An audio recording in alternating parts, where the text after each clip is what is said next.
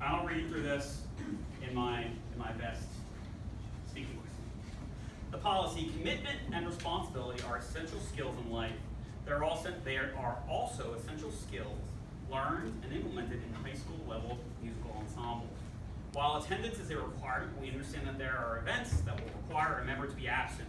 If this is the case, please refer below so you can follow the proper policy and procedure. This is where I get to my attendance spiel. People come up to me and say, Mr. Gromis, I'm going to be missing this, I have to miss this, I have to miss that. Can I be banned? And I like to say, I don't have a specific cutoff. If you're going to miss 5 events, you may not be in band, like some given number. I don't have a number because there are individuals in the band who are exceptionally committed, but they also say want to do another activity. But I know that if they're going to miss so many events, they're going to come back. They're going to work really hard. They're going to prove to the other members of their section that they're working really hard. They're going to give it their all, and they're going to make up for that lost time. All right? Because at the end of the day, when you're thinking about what you can or can't do, we are a family here. We are a group that rely on each other, especially on the field. Where if somebody isn't there, that is points lost at a competition. That is that much harder to march a drill set. It's like cheerleaders. If the person who is the bottom of the pyramid is not there, you are not going to do the cheer that requires her. Okay? We can't do things in the field without people being here. But I'm also not the kind of person who's like, you must be at everything or else you're cut. Okay? If you are committed to making it work, to proving to those other people who were here at every rehearsal that you were out for a good reason. You were out and you were working hard when you get back. You can certainly do it.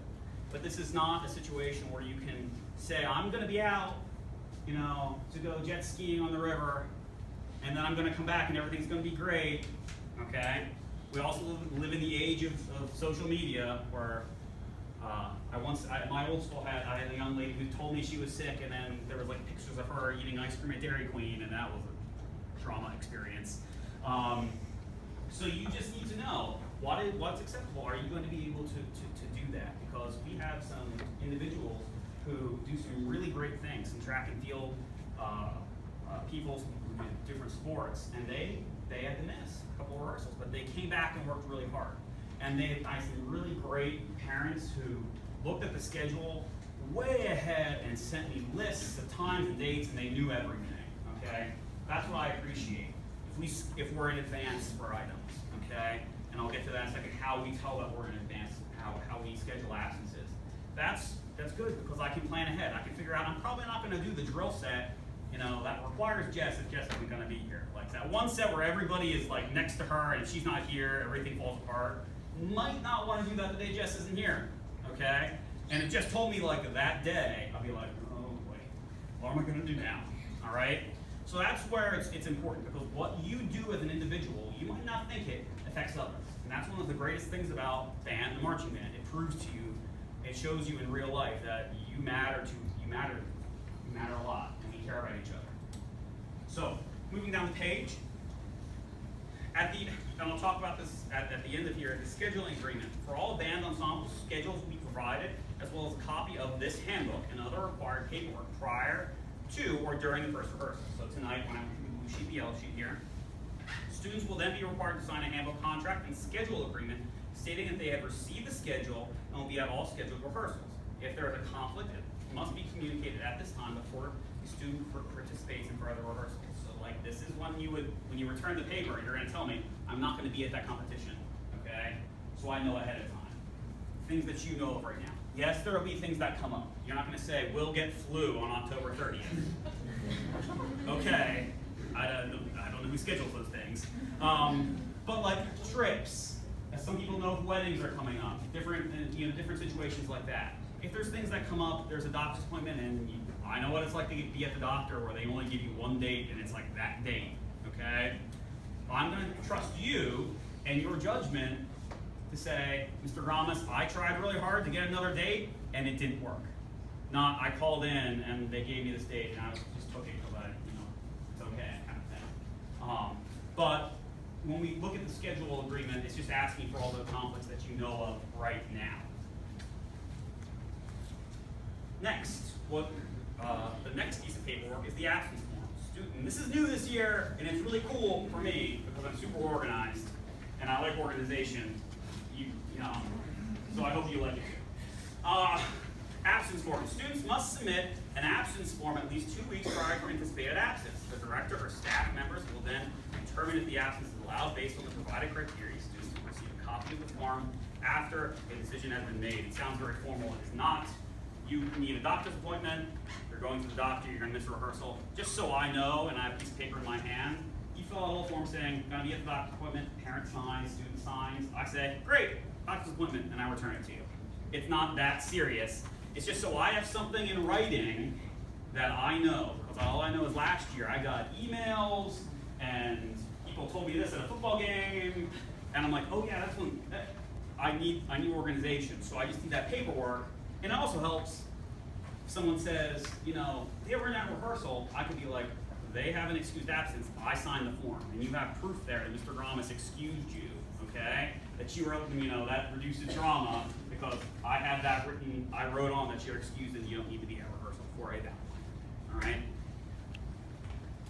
right? Excused absences, illnesses, medical emergencies, major life events, religious observations, acts of God. Like the monsoons just happened. I was driving in it. If you would have turned around in that, I would have said that's an act of God. All right. I don't know if the insurance company would, but it was bad. Unexcused absences, non-school activities, and these are when you come to me like the day before and tell me about it. Non-school activities, after-school jobs, homework, vacations, and lack of transportation.